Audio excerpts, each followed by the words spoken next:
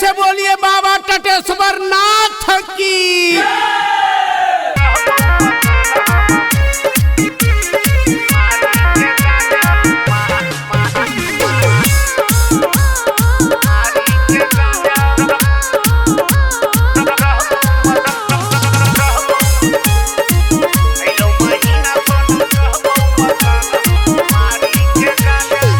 अलो महीना सोना सावन के गे, भोला के दिन हम तो पावन के गे।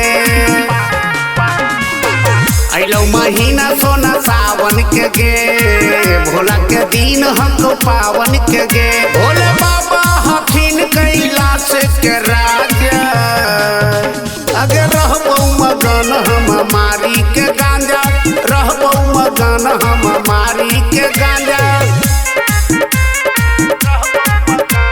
Music by DJ Sarfaraz.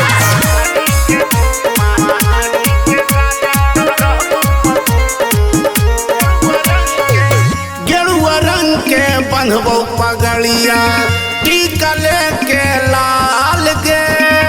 अपना ही डरबो हमें भक्तियों महाकाल के।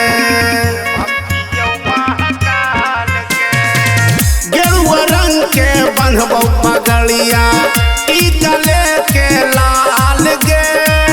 अपना ही डरबो हमें भक्तियों महाकाल के। करिहाना ही फोन हमरा के भुला जा, आगे रहबो मगन हम मारी के गांजा, रहबो मगन हम मारी के गांजा।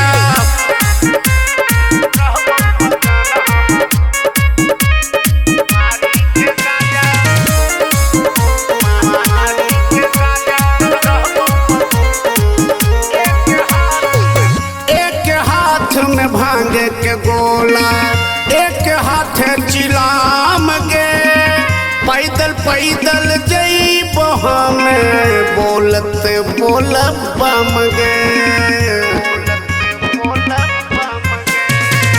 एक हाथ में भांग के गोला, एक हाथ चिलाम गे।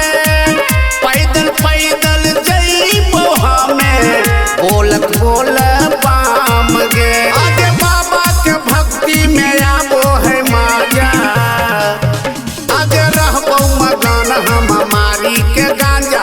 कहेले रंजीत नीति सर